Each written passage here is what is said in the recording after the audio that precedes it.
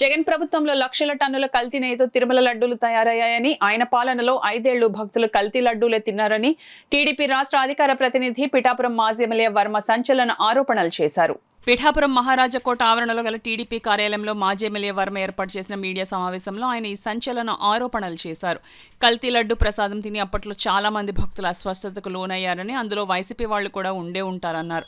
అయినా కూడా కల్తీ జరగలేదని సీబీఐ క్లీన్ చిట్ ఇచ్చేసిందంటూ వైసీపీ నాయకులు గుళ్లో పూజలు చేయడం విచిత్రంగా ఉందని, సిట్ ఇచ్చిన నివేదికను సరిగా చూసి చదువుకోవాలని హితవు పలికారు. సమావేశంలో బొజ్జా సతీష్, సోము సత్యబాబు, పిఎస్ఎన్ మూర్తి, విళ్ల నాగబాబు, కరుణాసుల రాజా, సోనాబాబు తదితరులు పాల్గొన్నారు.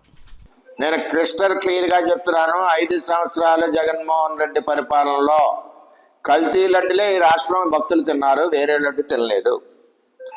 ఏ రోజు కూడా జగన్మోహన్ రెడ్డి గారు పట్టు వస్త్రాలు కుటుంబ సమేతంగా కానీ ఏ విధంగా కానీ సమర్పించలేదు.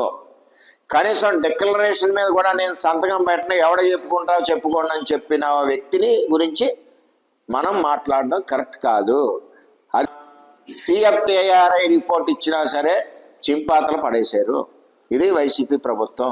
అంచేత ఎక్కువ మాట్లాడద్దు. మీరు చేసిన తప్పులన్నీ మీరున్నారు. రసాయనాలు కలిపారని రిపోర్ట్లు వచ్చినాయి, జంతు కవులు కలిపారని రిపోర్ట్లు వచ్చి అంచేత ఏంటంటే వెంకటేశ్వర స్వామి గుడిలో ఉన్న ప్రసాదాలను అపవిత్రం చేసింది వైసీపీ ప్రభుత్వం. అందులో డౌట్ లేదు, రిపోర్ట్స్ ఉన్నాయి.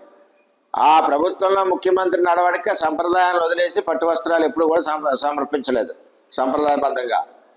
మరి అటువంటి వ్యక్తులు ఈవేళ మాట్లాడడానికి ఇంకా అన్నాం. మరి మహిళనే మేమేం అనలేం కదా.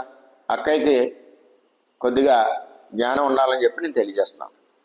దేవుడి విషయంలో అబద్ధాలు ఆడద్దు. ఎందుకంటే 5 సంవత్సరాలు చాలా లడ్డూలు తిన్నారు.